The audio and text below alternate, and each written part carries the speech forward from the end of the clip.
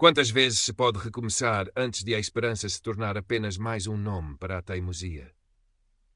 David Mendes ponderava a questão enquanto o seu carro atravessava os portões imponentes da Quinta da Bela Vista. O nome soava a promessa, um refúgio de tranquilidade nos arredores agitados de Lisboa, um lugar onde o seu corpo grande e a sua pele escura pudessem talvez passar despercebidos, ou pelo menos não serem o prólogo de todas as suas interações. Com quase 40 anos, filho de imigrantes cabo-verdianos, David construíra uma carreira sólida como analista de dados sénior, um mundo de lógica e padrões onde a sua mente brilhava, mas o mundo exterior raramente se contentava em ver apenas a sua mente. A casa, um T3 geminado com um pequeno jardim e uma varanda com vista para os relevados aparados do condomínio, era mais do que ele alguma vez sonhara. Era um símbolo, um bastião contra as memórias de olhares curiosos, comentários sussurrados e aquela sensação persistente de ser demasiado grande, demasiado escuro, demasiado diferente. Aqui, esperava ele, poderia finalmente respirar fundo, ouvir música clássica sem auscultadores e talvez até usar a piscina comum sem sentir o peso de centenas de olhos. Mal estacionou o carro de mudanças, uma figura esguia e impecavelmente vestida materializou-se, como se convocada pelo som do motor. Era Beatriz Almeida, a administradora do condomínio, como David viera a saber pela agência imobiliária. Branca, magríssima, com um cabelo loiro platinado e um sorriso que não chegava aos olhos azuis gelo, ela era a antítese de David em todos os aspectos visíveis. Seja bem-vindo à Quinta da Bela Vista, senhor. Mendes, certo, disse ela, a voz um tom acima do necessário, como se estivesse a dirigir-se a uma assembleia. O seu olhar percorreu David dos pés à cabeça, demorando-se uma fração de segundo a mais na sua barriga proeminente e no seu rosto negro. Esperamos que se sinta em casa. Aqui valorizamos muito a harmonia e, claro, um estilo de vida saudável. A piscina é maravilhosa para exercício, sabe? David sentiu o estômago contrair-se. O código. Tinha ouvido vezes sem conta. O comentário inocente, que era tudo menos isso. Forçou um sorriso. Obrigado, Sr. Almeida. Tenho a certeza de que me adaptarei.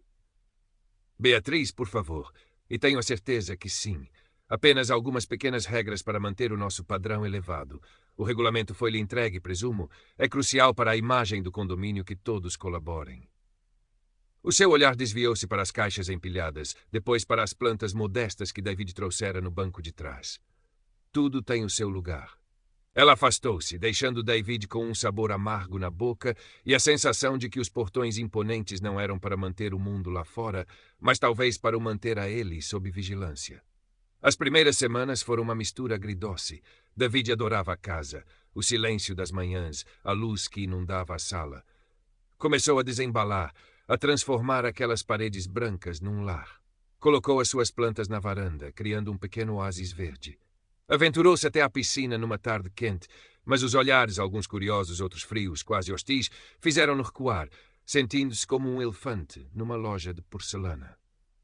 Refugiou-se na sua varanda, no seu trabalho, na música de Mahler.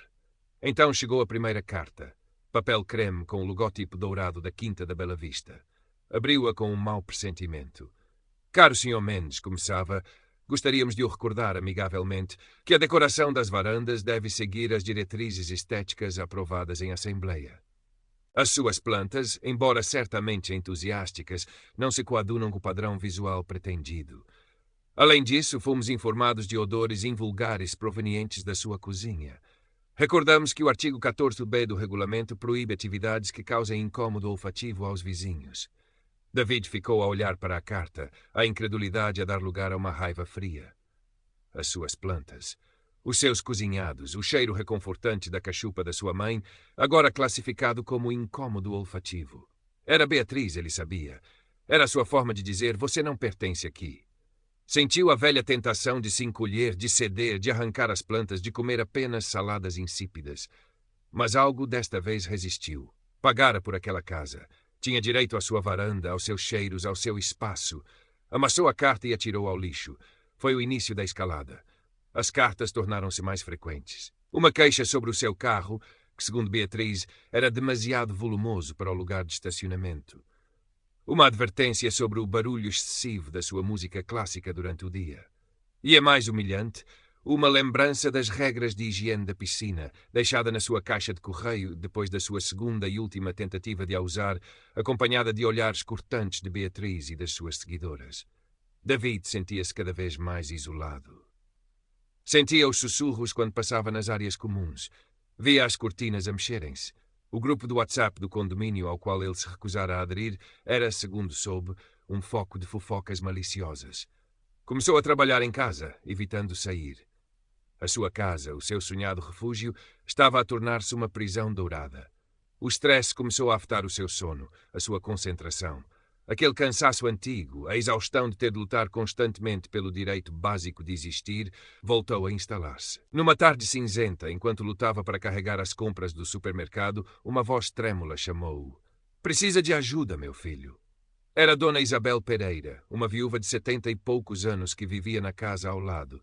David vira muitas vezes, sempre com um ar reservado, quase assustado. "Não se incomode, Dona Isabel, eu consigo", disse David ofegante.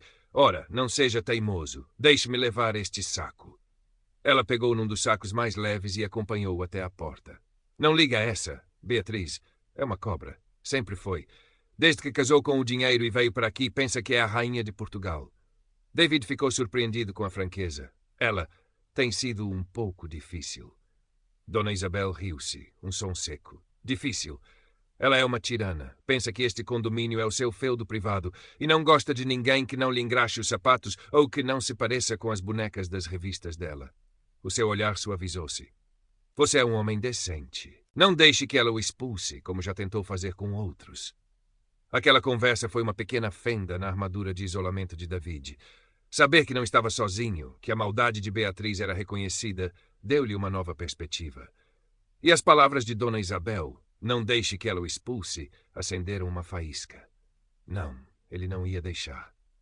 Nessa noite, David não ouviu Mahler. Abriu o seu portátil, não para trabalhar nos modelos de dados da sua empresa, mas para analisar um tipo diferente de sistema, a Quinta da Bela Vista. Começou a procurar online as atas das assembleias, os relatórios de contas, os regulamentos. A maior parte não era pública, mas a sua curiosidade profissional transformou-se numa determinação fria. Ele era um analista de dados.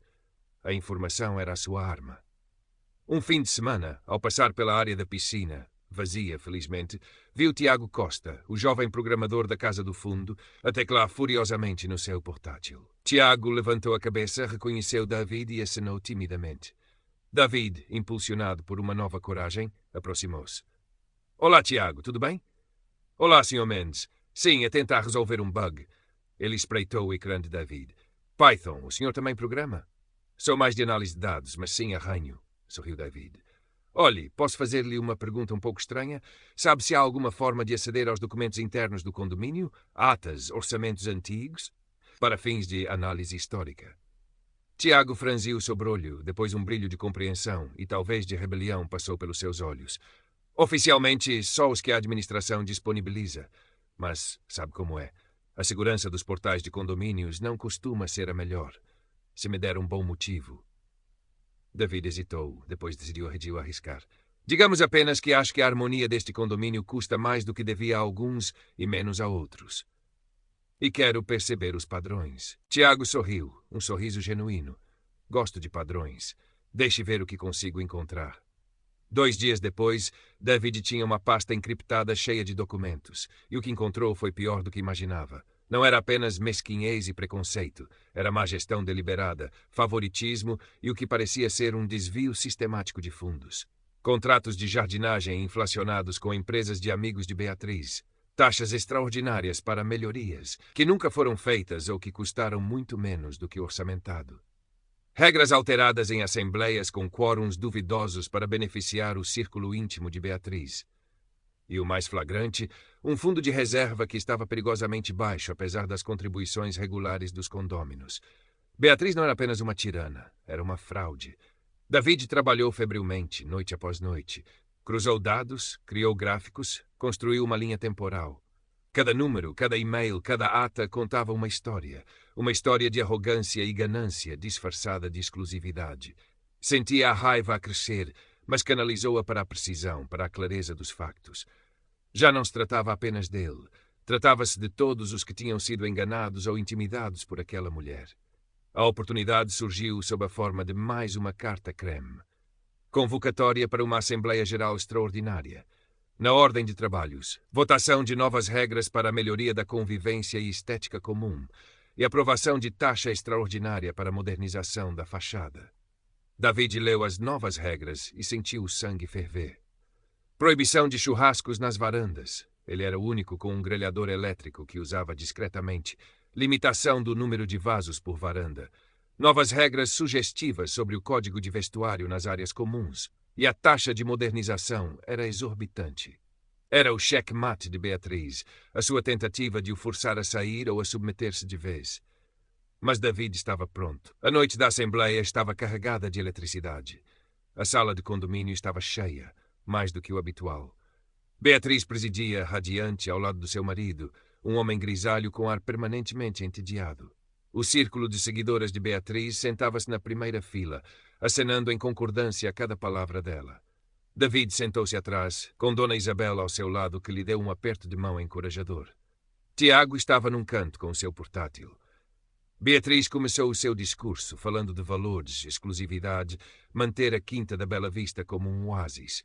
Apresentou as novas regras com um tom de inevitabilidade razoável. Quando chegou à taxa extraordinária, falou de necessidade urgente e investimento no futuro. David viu alguns condóminos a abanarem a cabeça, preocupados com o valor, mas ninguém ousava falar. Quando Beatriz perguntou se havia alguma questão antes da votação, um silêncio pesado caiu sobre a sala. Então David levantou a mão. Todos os olhos se viraram para ele. Beatriz contraiu os lábios, visivelmente irritada. Sim, senhor Mendes, disse ela com uma doçura forçada. Tem alguma dúvida sobre os benefícios destas medidas? David levantou-se. Sentiu seu próprio peso, a sua altura, a cor da sua pele sob os olhares de todos. Mas pela primeira vez, não sentiu vergonha nem medo. Sentiu a força tranquila da verdade. Não tenho dúvidas, senhora administradora. Tenho informações, disse ele, a sua voz calma e clara a encher a sala. Informações que penso que todos os condôminos deveriam ter antes de votar. Caminhou até a frente onde Tiago já tinha ligado um projetor. Com um aceno de Tiago, a primeira imagem apareceu na tela. Um gráfico de barras simples, mas devastador. Enquanto a senhora administradora fala de investimento no futuro, eu gostaria de falar sobre o investimento no passado, começou David. Analisando as contas do condomínio dos últimos 5 anos, documentos que, curiosamente, não estavam facilmente acessíveis, mas que a tecnologia moderna permite encontrar, observei alguns padrões interessantes. Ele começou a apresentar as suas descobertas. O gráfico das despesas de jardinagem, comparando os valores pagos pela Quinta da Bela Vista com os preços de mercado, uma discrepância gritante. O contrato com a empresa de manutenção da piscina, propriedade de um primo de Beatriz. As melhorias estéticas anteriores, com faturas inflacionadas e fotografias que mostravam trabalhos mal feitos ou inexistentes. A sala estava em silêncio absoluto, exceto pelos cliques do teclado de David enquanto mudava de diapositivo. Beatriz estava pálida como cera. O seu marido olhava para a tela com uma expressão de choque. David projetou e-mails obtidos por Tiago através de uma falha de segurança no servidor do condomínio, uma ação legalmente duvidosa, mas David estava disposto a arriscar, onde Beatriz discutia abertamente como diluir custos e favorecer certos fornecedores.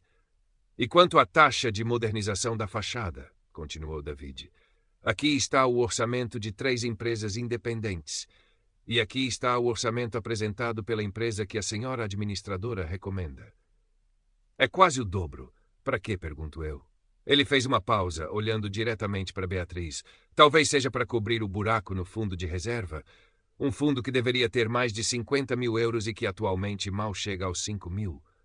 Um murmúrio de choque e raiva percorreu a sala. As seguidoras de Beatriz olhavam para ela, confusas e traídas. Isto é um absurdo, uma calúnia, gaguejou Beatriz, levantando-se. Este homem está a mentir. Ele só quer causar problemas porque não se encaixa. Mas era tarde demais. A máscara tinha caído. A sua acusação desesperada soou oca perante a avalanche de factos. Eu não estou a mentir, disse David, a sua voz agora com um peso de autoridade que ninguém lhe conhecia. Os números não mentem. Os e-mails não mentem. A verdade é que este condomínio não tem sido gerido com harmonia, mas com hipocrisia e ganância. E a imagem que tanto se preocupa em manter, Sr. Almeida, é uma fraude. Um homem levantou-se. Eu proponho uma moção de destituição imediata da administradora. Segundo, gritou outro. O caos instalou-se. Beatriz tentou gritar, protestar, mas a sua voz perdeu-se no clamor geral. O seu marido, em vez de a defender, levantou-se e saiu da sala em silêncio. Foi o golpe final. Beatriz desabou na cadeira, o rosto contorcido numa máscara de ódio e derrota. A moção foi aprovada por esmagadora maioria. Uma comissão de gestão interina, com Tiago e outros condôminos de ar honesto, foi nomeada. Foi decidido avançar com uma auditoria forense e, possivelmente, uma ação legal contra Beatriz. David observou tudo em silêncio. Não sentia euforia, mas sim um alívio profundo e cansado. Recolheu os seus papéis, acenou a Tiago e a Dona Isabel e saiu da sala, deixando para trás os destroços do pequeno reino de Beatriz. Nos dias seguintes, a quinta da Bela Vista mudou. O ar parecia mais leve. As pessoas cumprimentavam David com um novo respeito nos olhos, alguns até com um pedido de desculpas tímido. Beatriz desapareceu, a sua casa foi posta à venda. David começou a usar a piscina. Ninguém o olhava de lado. Plantou mais flores na sua varanda. O cheiro da sua comida já não era motivo de queixa, mas sim de curiosidade. Um dia, um vizinho bateu-lhe à porta, perguntando a receita daquela coisa deliciosa que cheirava tão bem. Não era um final de conto de fadas. David sabia que o preconceito não se apaga com uma assembleia de condomínio. Mas naquela tarde soalheira, sentado na sua varanda a ouvir Mahler, a olhar para as suas plantas e para os vizinhos que agora lhe sorriam, David Mendes sentiu algo que há muito lhe escapava. Não era felicidade, não ainda. Era algo mais sólido, mais real. Era a sensação de estar finalmente em casa. E pela primeira vez, sorriu, um sorriso largo e genuíno que iluminou o seu rosto. Ele tinha recomeçado, e desta vez a esperança tinha valido a pena.